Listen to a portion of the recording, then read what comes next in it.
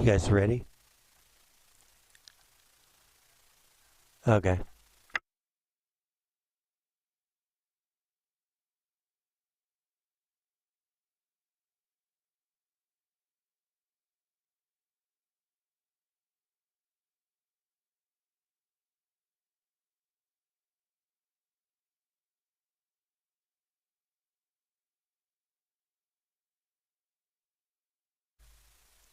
Okay, we're live. Excuse me, welcome to the City of Eureka Springs Boson Planning Commission meeting, Monday, November the 7th, 2022. Tom, if you could establish your roll call, please. Ann Sallee, Here. Fergie Stewie, Here. Joe Hill, Here. Megan Morris, Here. Peter Graham, Here. Susan Hallman, Here. and I'm Fred O'Connor. Do we have a flag? My, I didn't even look.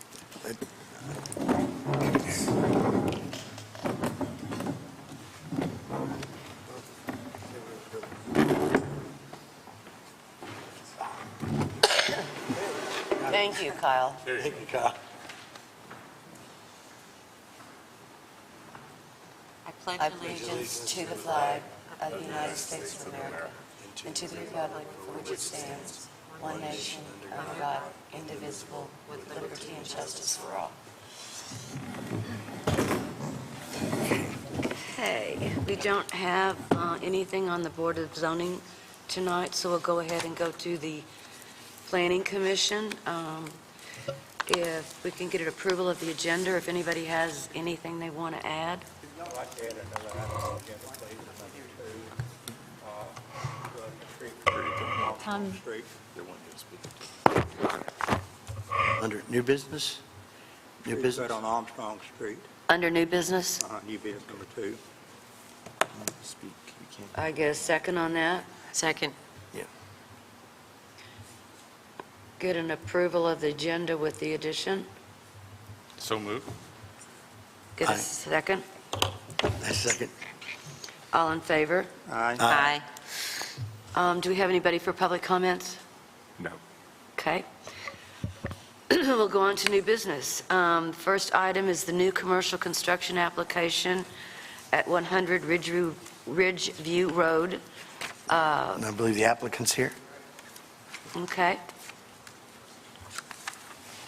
You have the floor. We are transitioning our storage building at Eastgate Center. I'm Jack Moyer. I'm representing the Crescent and Basin Park Hotels.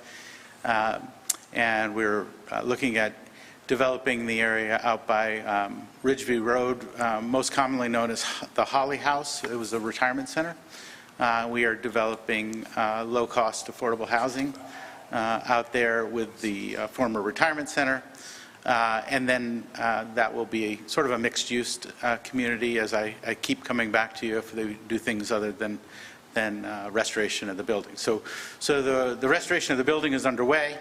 Part of what we're doing also is shrinking assets, and in doing so, the Eastgate Center, which has currently been underused as a storage building for the Crescent and Basin Park Hotels, is being transitioned back into service as a retail component, which left us without storage. So we are here requesting a storage facility to be built on the property that we own on Ridgeview Road.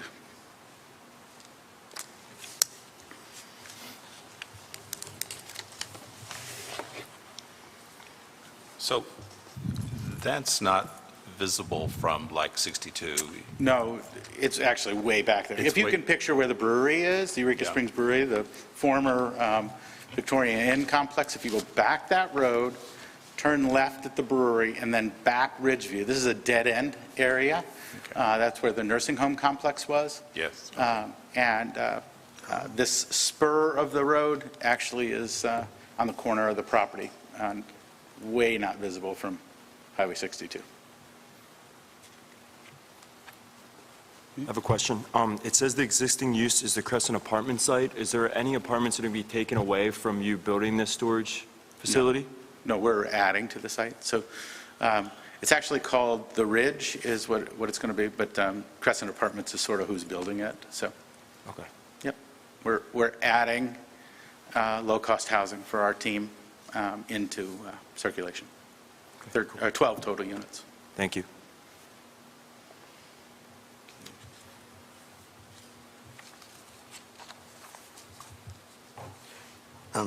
Mr. Moore, do you have any pictures of the actual storage building itself?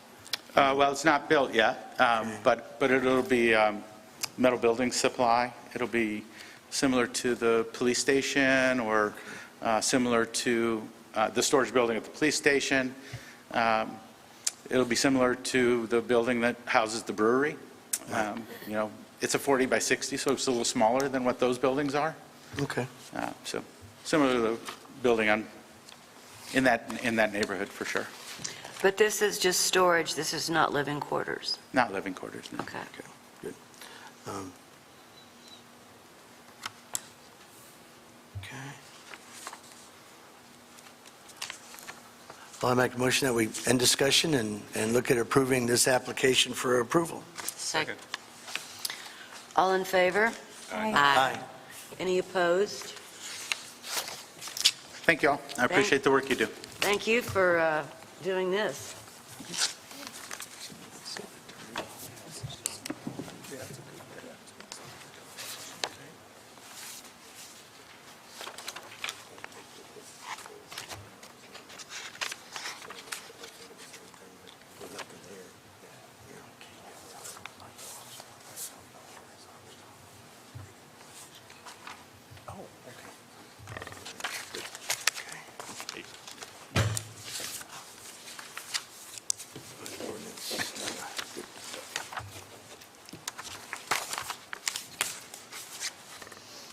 Thank you.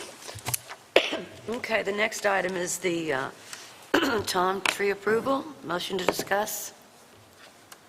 Motion to discuss. A second? It came to my attention several weeks ago that a cedar tree on Armstrong was cut down. This tree came before us a while back, and we disapproved the removal of that tree. I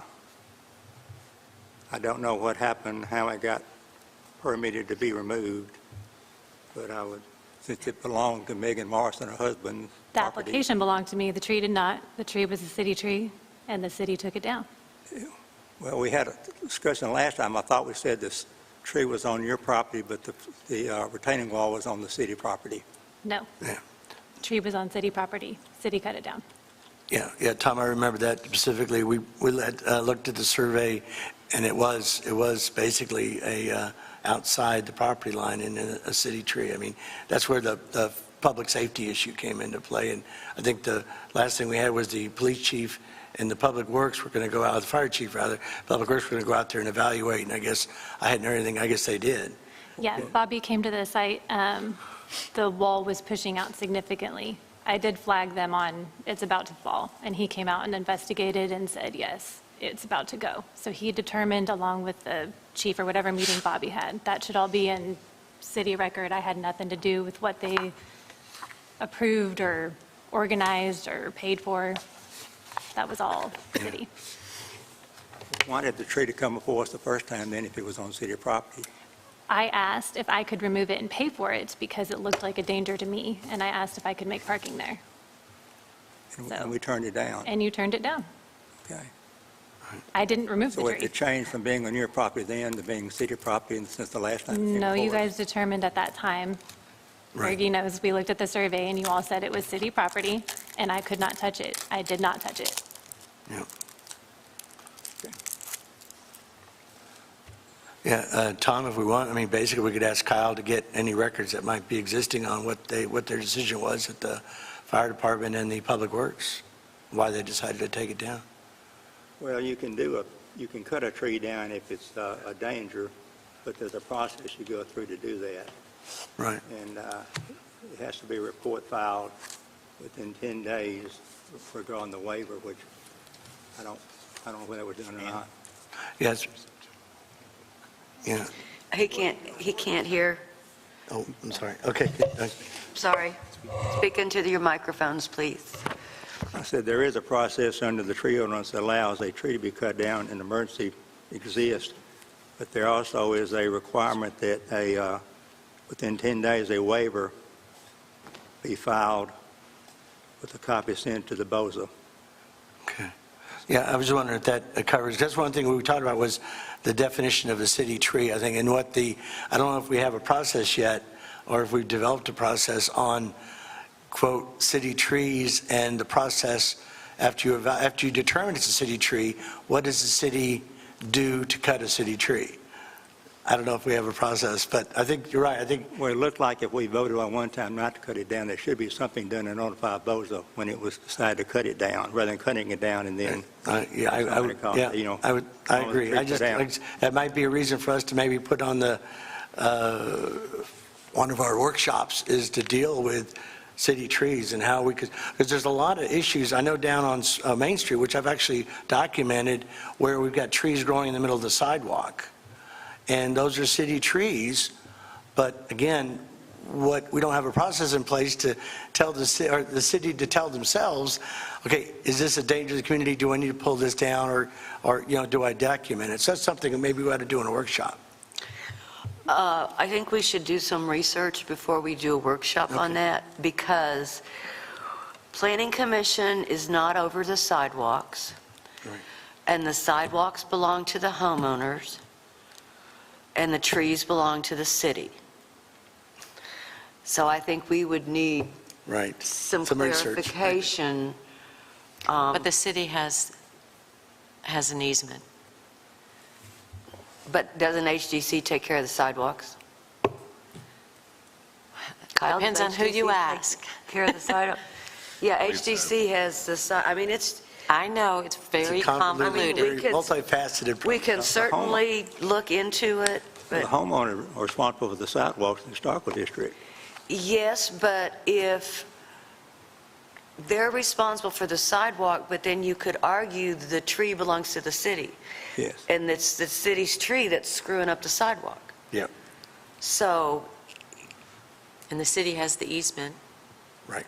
So, I'm not sure how that argument would end. I'm not sure either, And- but we could certainly look into it to see if this is even something that would be under us.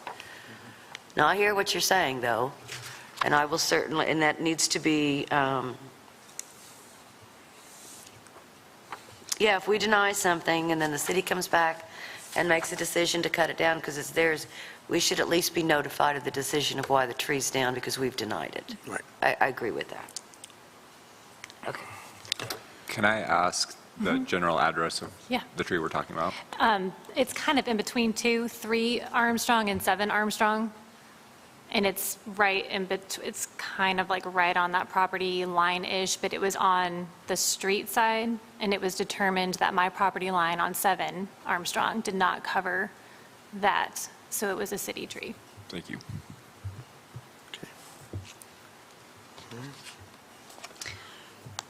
Okay, unfinished business, Spring Street Parking District Ordinance. So hopefully we can take this before City Council next Monday. Kyle and I met with the mayor and with Forrest. In your packet, on that very first page, if you go to section 2, in italics, it says, "This shall be the parking zone as permitted under this ordinance." Forrest wanted that, so we've added that. Then, actually, Forrest wanted section 7 on page 2 taken out. The police chief does not want this taken out. You mean the fine? The permit, the Forrest wanted section 7 taken out, the fine. all of it. Yes. The police chief does not. However, I do think that there's something that has come up on the appeals, Kyle, that the appeals not be made to city council, but just be, Correct. So the mayor just mentioned this morning that he would prefer it not be appealed to city council, that the police department be allowed to treat it as a regular parking ticket. I mean, they'll be issuing it, correct? So Right. I mean, it makes sense that it would be Yeah, so he wants under their the appeal to documentation. go through the courts like a regular parking ticket would. So would we put their appeals maybe made to the city court, or we just, I mean, wouldn't, if you get a ticket, doesn't it explain on your ticket what the process is? Usually, yeah. So we wouldn't even need to have C on there? Right, we just Strike that. abolish C. Okay. Right. So, I'm just curious why you wanted to get rid of the whole section. Say the attorney? well, yeah, normally attorneys want to put more stuff in, not take I stuff mean, out. just to blanketly say get rid of the whole thing, it doesn't make a lot of sense. And then the other thing, and I have not talked to the police chief yet, we did send him an email. He was wondering why the administrative process was taken out of the ordinance. The police chief did? Mm-hmm. And it's my understanding that we took that out since it is an administrative process. It would allow the chief to change it. Right. If they get into this and find out that they need to change how they issue the permits without coming back and changing the entire ordinance. That was my understanding, too. And I will get with the chief this week on that, and, I mean, if he wants it left in, Right. it's up to city council. But I think it's time we've done enough work to get it on the table before city council. Okay. So I think those are the only things, right? Okay. Yep. So can I get a motion to approve the change that Forrest made and the change that we are doing to taking out the appeal to city council? I'd like to make a motion that we approve the application ordinance to establish the Spring Street Residential Parking District as delineated tonight with those changes to submit this to City Council. Second. All in favor? Aye. Okay, thank you. Commission business, discussion on commercial parking and vision plan. Susan Harmon. All right.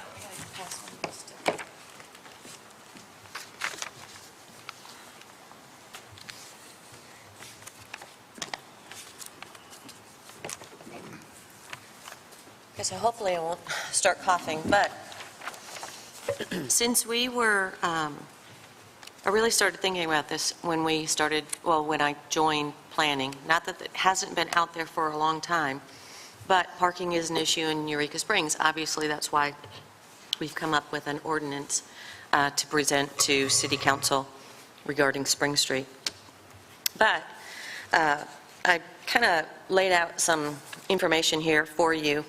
We are all familiar, or at least most of us are familiar with the Donahue project, which was the vision plan that was put together in 1996, August to be exact. It was paid for, my assumption was not by planning, but it was an expense that was taken care of by the city at that time to have this plan put forth. There were many things that it did go over. One of them was parking, though. So I kind of just went through some different questions, and obviously 1996 was a while ago. It's been about 27 plus years since the project was done and the recommendations were made to the city. And so I just kind of started thinking about the project itself, and in my mind it was, what's changed in 27 years? So why would that plan still not, or why would that plan not be viable today? What has changed? Did our street traffic increase? Have we had roads added to Eureka Springs? Have we had an influx of subdivisions that would create, a different traffic environment here in Eureka Springs? Do we have more residents? And the only thing I could come up with was that our leadership changes constantly. So we're going tomorrow. Most of us may have already voted early, but tomorrow is Election Day. And the same thing happens here in Eureka Springs that it does in every community across the United States.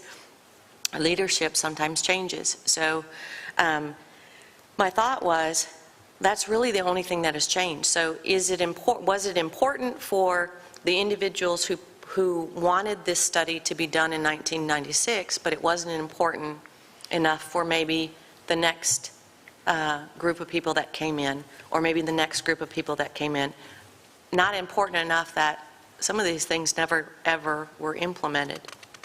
So I'd like to kind of look at that. There's a couple things in here.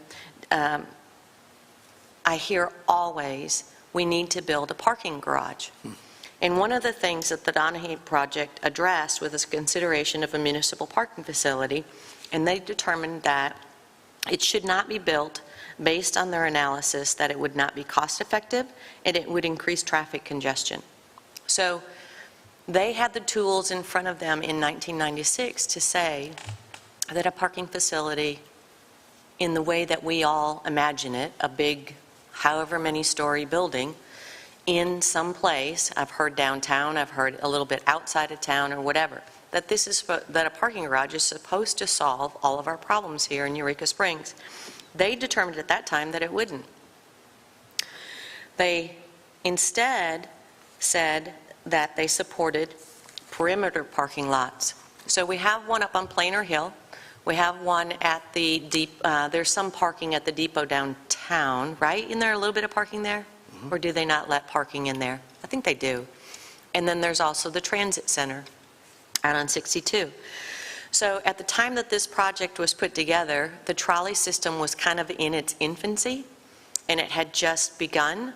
So we had one part of it, but we never expanded on the other part of it outside of the 3 facilities that were put in for the trolley system.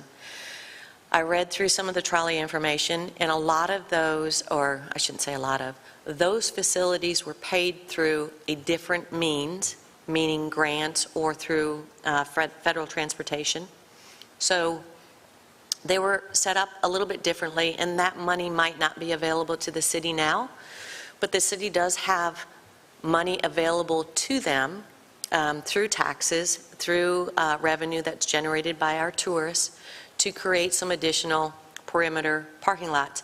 If you look at the vision plan that is hopefully in almost everybody's planning book, they actually came up with, these are the areas that we think would be a good fit for additional parking and ways into the city. So how do we go about doing that? In my opinion, what would a parking lot look like? For us, it would be identifying parcels of land that are for sale, recommending those to the city. Some of those are very inexpensive. They would need to be cleared. They would probably need to have some gravel put down. They could be done fairly inexpensively without spending millions and millions of dollars on a parking facility. I know I talked to Kyle about this a little bit last week when I introduced myself to him, and the comment that came up was, if there was a parking garage in Eureka Springs, how many cars would it actually fit? Would it be 50 cars? Would it be 100 cars? Would it be 200 cars?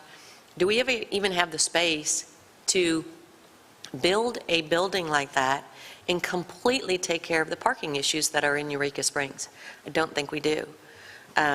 So without having to add the additional cost, expense to our citizens of building a huge parking garage, because we know it's going to cost us money, I thought that it made more sense as a planning commission to make the recommendations to City Council to go about in implementing the parking portion of the Donahue project and developing a 5-year plan and a short-term plan, maybe a 10-year plan, that would allow the city to put in their budget money set aside for that specific purpose.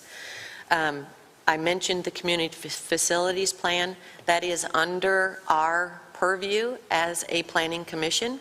There are several other things that it does kind of cover, hospitals, special education facilities, and things like that. But it does encompass transportation terminals and lines. So in that sense, this fits into a community facilities plan that we, as a planning commission, can present to City Council. Some of the costs that are associated with these parcels that are for sale, I looked up several. There are several on 62. I've not looked on some of the other areas in town, but they range anywhere from $35,000 to $560,000. What does that mean? Does a half-acre lot get us anything? Does a 1-acre lot get us anything?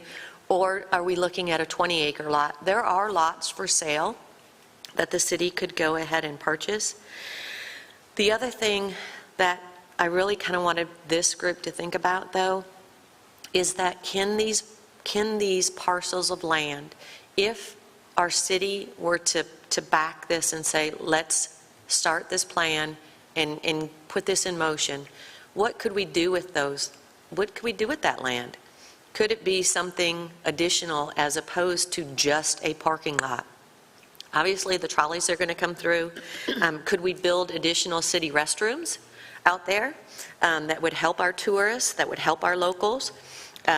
Could we, somebody mentioned here just recently that somebody else was wanted to put together a plan to evaluate parking, bathrooms, and traffic flow here in town. And I thought we already have this plan, and nothing's ever been done with it.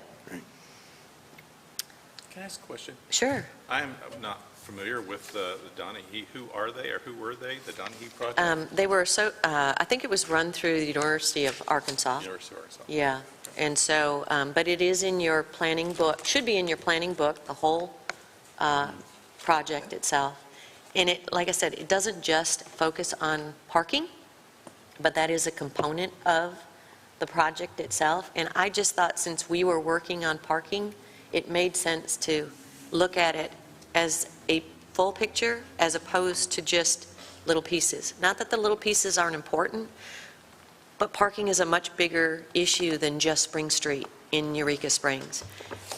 So I put together, like I said, some information for you, just to kind of to help you kind of think about it. One of the other things that I think needs to happen is that the signage that indicates Plainer Hill, the transit center, things like that, I think some of that signage needs to change, and it should be big and bold with Park and Ride. You know, there are some other things that probably need to happen, but, you know, could we help our tourists? Could we help our citizens that work downtown, or even those that are driving in? Could the city lease a portion, and maybe of one of those parking lots, to somebody to do a scooter rental? Could somebody rent or lease a portion of those parking lots to provide transportation for our workers in and out of downtown? I mean, people have talked about this for a long time, but how do we make these, how could we make this multi-purpose with the thought that it would hopefully relieve some of the parking issues we have in town? So I'm not saying we have to do this. I'm just saying that it is something that is already that has already been presented to the city, just nobody has followed through on it. There is money there in the city to do these kind of things. They can be put in a yearly budget if it's a plan for 5 years, 10 years, or whatever it is. Maybe the first year, you know, they look at setting aside $100,000, and what are they going to purchase for $100,000? You know, if that relieves us of 50 parking places downtown, does that make sense? We've got trolley stops all over. Why can't we just rotate a trolley stop to a parking lot, you know? So anyway, so I kind of thought about this for a while, but I thought I'd go ahead and present it and just hopefully put it in your mind that, you know, this is something that the city can do, and this is something that the Planning Commission can present to City Council. And I'd like to see us present it here within the next 6 months. So, Does anybody have any, Tom? Didn't we update the Donahue plan a while back? Vision plan? No, they had asked for where we were on the vision plan, and we gave that information to them. But we can't, as you have to, if you're going to update the vision plan or do a new vision plan, you've got to bring a master planner in. None of us are master No. planners. I mean, you know, as I recall, In fact, I went to the Meet the Candidate deal, Thursday, a week ago when it was, and Bill Ott made the statement as city council member, he had the vision plan updated. As you recall, that was sent to us to update the vision plan.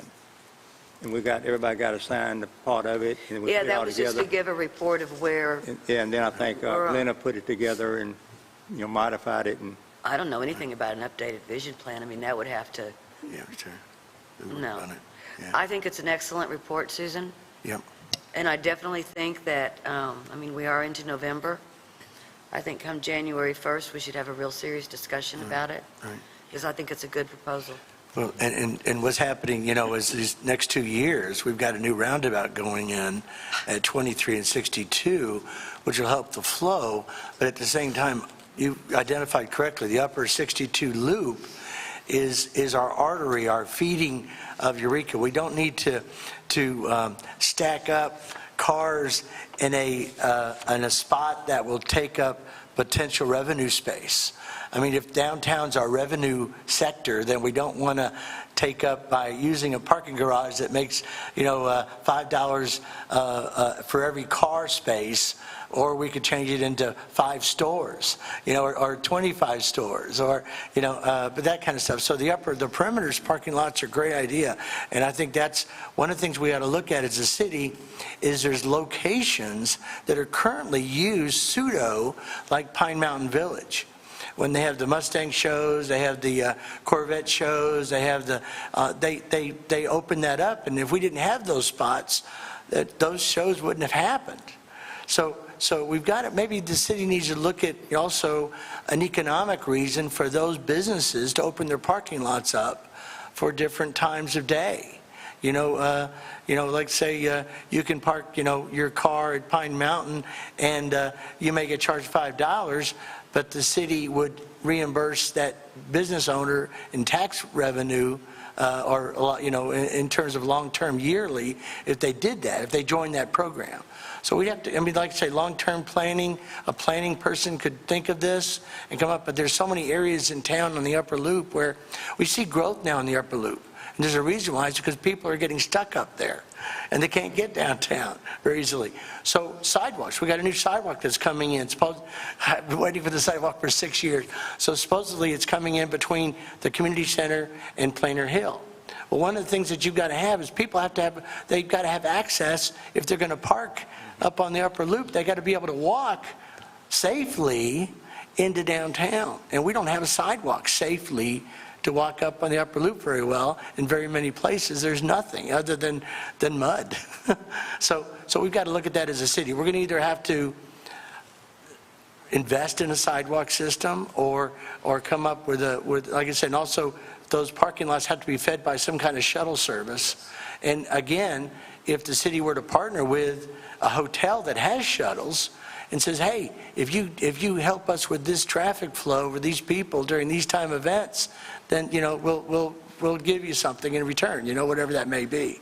But that's something the city could do. Yeah, and the goal is that, not that the city wants every single dollar, but, I don't think they're using the trolley system to its fullest Correct. potential.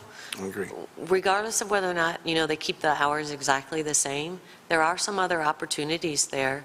And the wonderful thing about this being able to present a plan to City Council is that it doesn't cost us anything. This plan has already been developed. Right. So, for us to say, okay, well, we need to create something brand new, why spend another $50,000? Why spend another $25,000, $30,000, whatever it is, when we have a plan and we should be able to come together and use some of that information? Like I said, nothing has changed here in Eureka Springs in 27 years. Nothing has changed. Different people, different faces, different businesses, but nothing has changed because the roads are still there, the houses are still there, and we still have the same problem with people not being able to find parking. So it hasn't changed. One thing that hasn't changed is our parking problem. Right. So, Correct. anyway. one thing you need to keep in mind too, if you have vacant land available now, it might not be vacant in a year or two. That's true. So That's pushing why, it further and further out, right. which, And it kind of gets more defeats the whole expensive. purpose. Yeah, I know. So I know I've identified some that are for sale. I mean, I went online and looked at properties that were for sale. Some are a little more expensive, some are cheaper. But it is completely within the city's,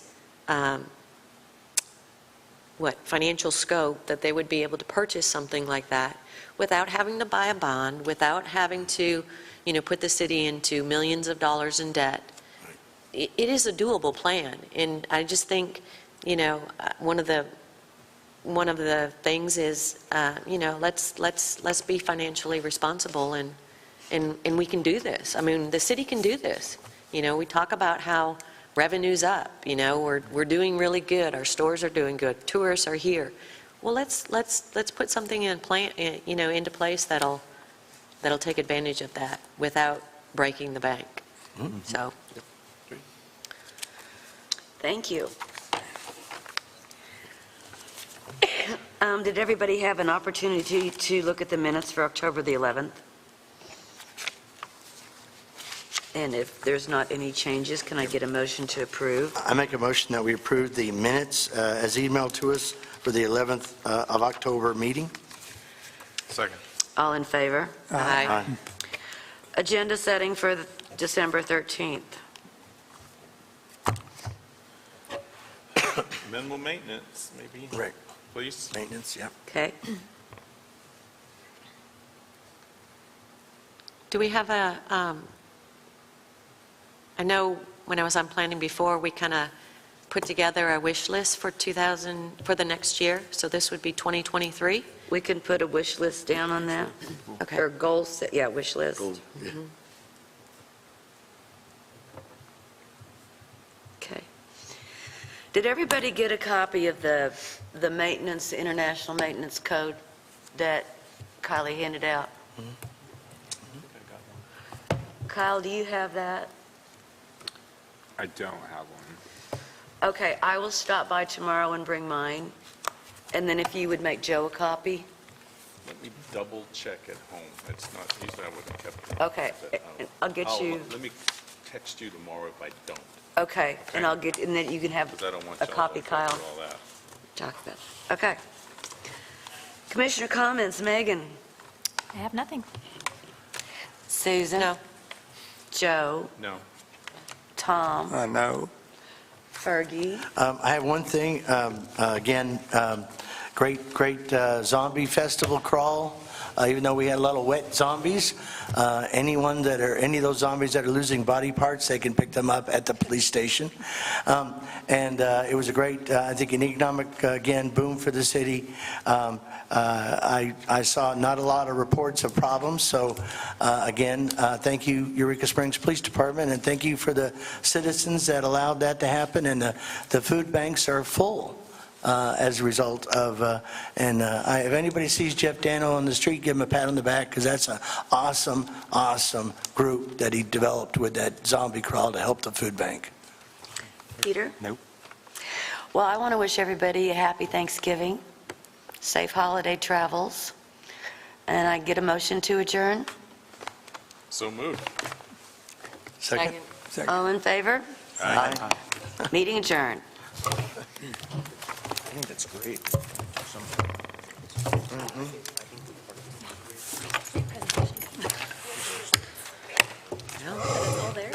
It is. Well, just started. Look at that. I think that it started to, Okay, so mine is it's starting to become a reality. It's been 5 years.